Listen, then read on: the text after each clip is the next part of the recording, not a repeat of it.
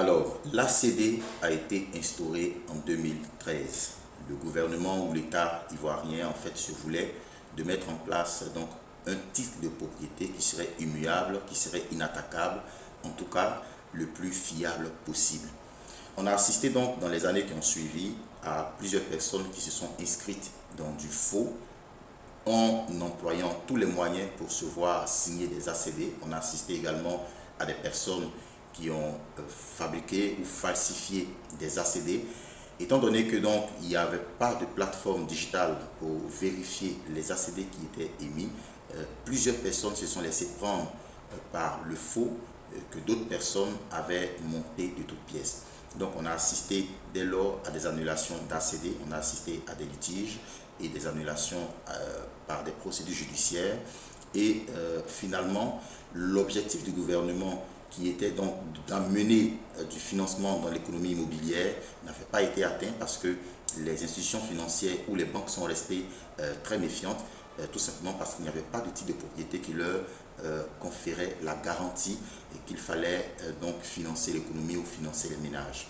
Aujourd'hui, donc, depuis le 14 décembre, il faut le savoir, le ministre de la Construction, M. Koné Bruno Nabagné, a exposé un ensemble de projets de loi qui d'ailleurs ont été adoptés à l'unanimité et des projets de loi donc qui visaient à la sécurisation du foncier urbain et pratiquement donnaient encore beaucoup plus de légitimité, beaucoup plus de légalité et de force donc aux actes émis par le ministère de la Construction. Ces actes, je les cite maintenant.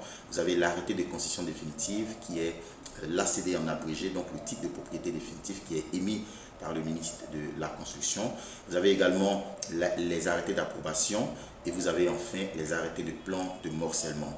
Alors, ces trois documents, dès lors qu'ils seront signés, vous disposez de 4 mois pour faire appel à leur signature, mais passé les 4 mois, ces documents seront inchangés, ils seront inattaquables, et donc ce qui devrait sinon rassurer tous les acteurs financiers de sorte à pouvoir financer un peu plus l'économie immobilière et permettre donc aux ménages avec un terrain, avec des biens immobiliers ou des biens fonciers, de pouvoir lever des fonds auprès de ces institutions, de pouvoir réaliser leurs rêves dans l'immobilier et donc de pouvoir baisser la forte demande immobilière actuellement dans le pays. Je rappelle donc que cette demande est évaluée aujourd'hui à plus de 800 000 unités, donc 800 000 logements en termes de besoins en Côte d'Ivoire.